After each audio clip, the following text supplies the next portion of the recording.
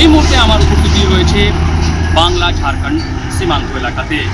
আমি এই মুহূর্তে রয়েছি কুলটি থানার ডিপুরির চেকপোস্টে। আর আমি দেখাতে চাইবো সেই চেকপোস্ট, দেখো এই চেকপোস্ট রয়েছে যেখানে বাংলাতে কোনো গাড়ি যে ঝাড়খণ্ড থেকে প্রবেশ করে এই নাকা পয়েন্ট, যেটা পুলিশের নাকা পয়েন্ট রয়েছে, পুলিশের নাকা পয়েন্টে এইখানে প্রত্যেক গাড়িকে রাত্রে চেক করা হয়। এখনো দেখতে পাচ্ছ যে প্রত্যেক গাড়ি যে চেক করা হচ্ছে না। রাত্রি বেলা যখন এইখানে পুরোপুরি বলা হয় যে সিন্ডিকেট রাজ মধ্যে বদলে যায়। আর এইখানে কোনো গাড়ি যে বলা হয় যে কালো রঙের কোনো মাল নিয়ে যদি ঝাড়খণ্ড থেকে বেঙ্গলে প্রবেশ করে তাকে এখানে দাঁড় করানো হয়, কিন্তু এটার দায়িত্বতে থাকেন পুলিশ, এটাতে দায়িত্ব থাকে না, এটাতে থাকে সিন্ডিকেটের লোক। আর এই সিন্ডিকেটের লোক কারা আমরা জানাবো যে এই সিন্ডিকেট ব্যবসা কিরকম এইখানে চলে। আমরা জানি যে ঝাড়খণ্ড এলাকা থেকে এইখানে অবৈধ কয়লা এই বাংলাতে প্রবেশ করে। আর বাংলাতে প্রবেশ করার আগে এই যে নাকা পয়েন্টে আমরা যে ডিপুটি চেকপোস্ট, দেখো আমি এখন দাঁড়িয়ে রয়েছি, সেটা হচ্ছে কুলটি থানার ডিপুটি চেকপোস্ট। আর ঠিক নদীর ওই এলাকাটা হয়ে যাচ্ছে ঝাড়খণ্ড। আর ঝাড়খণ্ড এলাকাতে এইখানে যেই গাড়িগুলা ঝাড়খণ্ড এলাকা থেকে এইখানে আসে, যেটা কয়লা বোঝায়, সেটা বৈধ হোক বা অবৈধ, প্রত্যেক গাড়িকে এইখানে চেক করা হয়। যে অভিযোগ রয়েছে কি অবৈধ যে গাড়িগুলো এখানে কয়লা বোঝায় আসে, প্রত্যেক গাড়িকে এইখানে সিন্ডিকেট লোকরা এইখানে এই গাড়িগুলোকে দাঁড় করিয়ে দেয়। আর এইখানে বলা হয় যে প্যাড নিতে হয়। আর এই প্যাডের বিনিময়ে প্রত্যেক গাড়িকে কয়েক হাজার টাকা প্রতি গাড়ি ভিত্তিতে দিতে হয়। আর তারপরেই তাদের এইখানে পশ্চিমবঙ্গতে তাদের প্রবেশ আবাদ করে দেওয়া হয়। আর তারপর এই সেই গাড়ি যার প্যাড ক্লিয়ারেন্স, যাদের যে বলা হয় যে সিন্ডিকেটের যে প্যাড ক্লিয়ারেন্স হয়ে যাওয়ার পর তারা পশ্চিমবঙ্গের কোনো প্রান্তেই যেতে পারবে।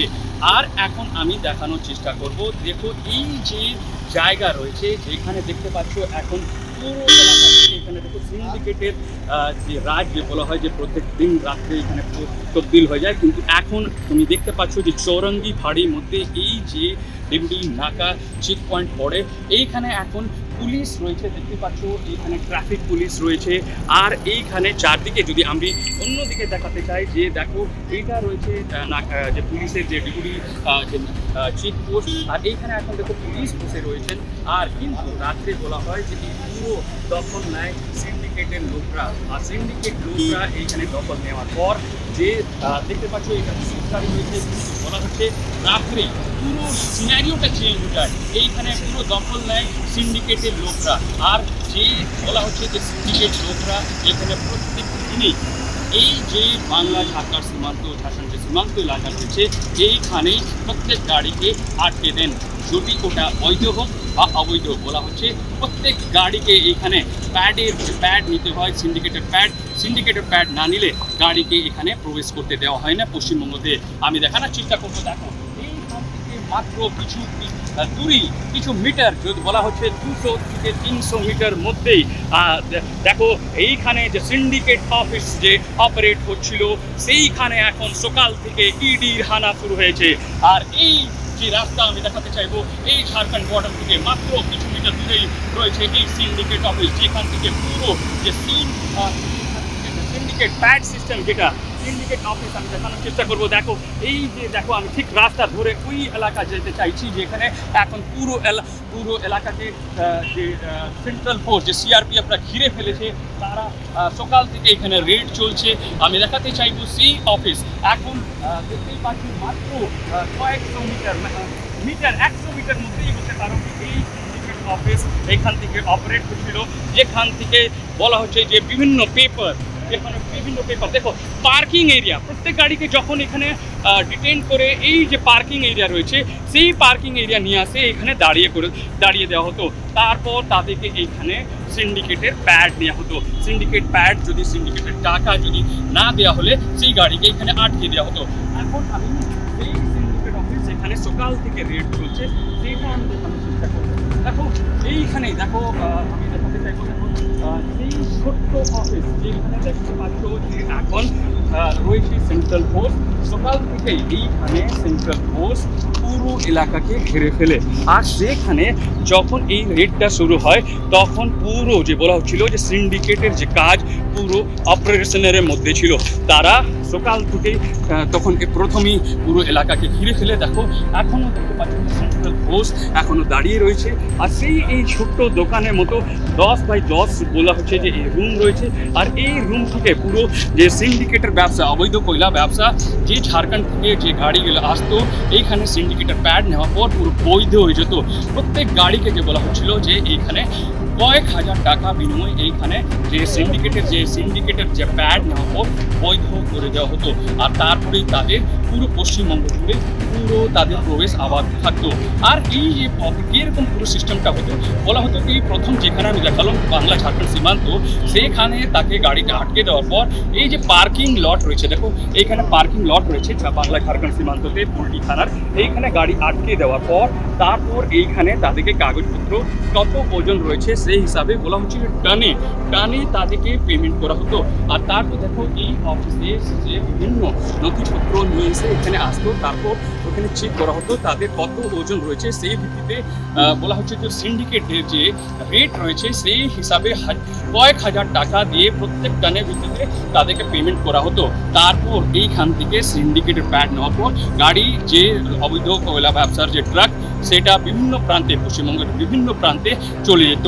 কিন্তু এই সিন্ডিকেট কীরকম অপারেশন হয়, কেন কি আমরা জানি যে 2000 সালে যে পুরো এলাকাতে আমরা দেখেছি পশ্চিমবঙ্গ ঝাড়খণ্ড পুরো এলাকাতে সিবিআই আর ইডি হানা পর এই যে কয়লা ব্যবসা কোনো রকম অঙ্কুশ লেগেছিল, ওটা রোকথাম হয়েছিল। কিন্তু তারপর আবার কিছুদিন আগে থেকে যে বলা হচ্ছে যে সেই মডুলেই যেটা আগে 2000 সালে যেরকম সিন্ডিকেট অপারেট হতো অবৈধ কয়লার ব্যবসার, আর ওই সিস্টেমে এইখান থেকে বাংলাতে ঝাড়খণ্ড থেকে যে গাড়িগুলা এখানে প্রবেশ করতো প্রত্যেক গাড়িকে এই সিন্ডিকেট অফিস দেখাতে চাই যে এখন দেখতেই পাচ্ছ যে এরকম এখানে সেন্ট্রাল ফোর্স এখানে রয়েছেন, আর সেন্ট্রাল ফোর্সের যে যে ইডি আধিকারিকরা এখন ভিতরে সেই সব নথিপত্র সেটা সংগ্রহ করছেন। ওইখানে যে এখন পর্যন্ত আমরা জানতে পারছি যে বেশ কিছু টাকা এখান থেকে উদ্ধার হয়েছে, ল্যাপটপ উদ্ধার হয়েছে, আর নথিপত্র যেটা দিয়ে বৈধ করা হতো যে অবৈধ যে কয়লা ঝাড়খণ্ড থেকে আসতো এইখানে এসে সেটা বৈধ হয়ে যেত। আর সেই সব নথিপত্র ইতিমধ্যেই যে আমরা জানতে পারছি ইডি আধিকারিকরা পুরো সংগ্রহ করেছেন। আর এখনও যে জানা যাচ্ছে যে এই ঘটনার সঙ্গে এই যে পুরো কল স্কিম যেটা সিন্ডিকেট ব্যবসার সঙ্গে কারা কারা যুক্ত ছিল এই সব জানার চেষ্টা করছে ইডি অফিসিয়ালসরা।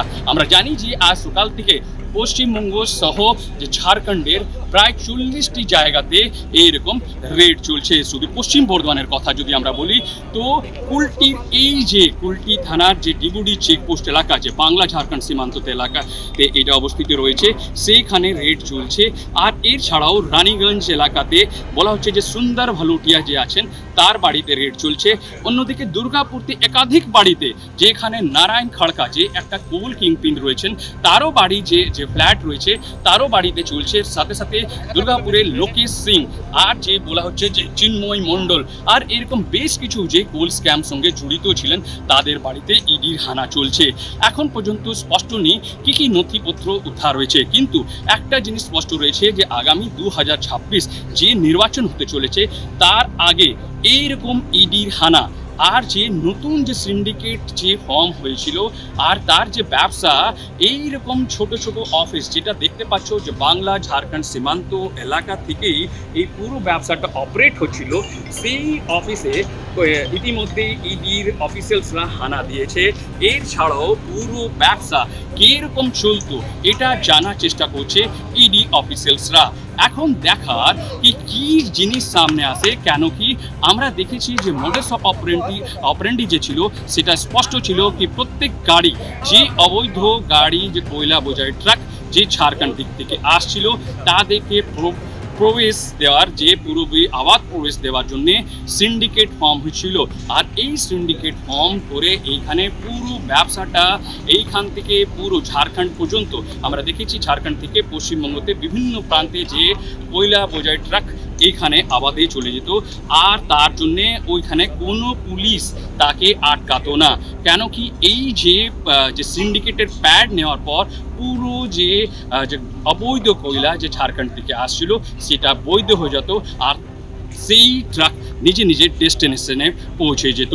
কিন্তু সবথেকে বড় প্রশ্ন উঠছে যে নাকা চেক পয়েন্টে যেখানে পুলিশ থাকা উচিত সেটা কীরকম, যে সিন্ডিকেটের লোকরা পুরোপুরি ওটাকে দখল নিয়ে নিত, আর পুলিশের সামনে এরকম ব্যবসা, এরকম পুরো সিন্ডিকেট চলতো, কিন্তু পুলিশ এটা নিয়ে কোনো নাক গলাতো না। কেন এটা নাক গলাতো না, এটা এখন সবথেকে বড় প্রশ্ন।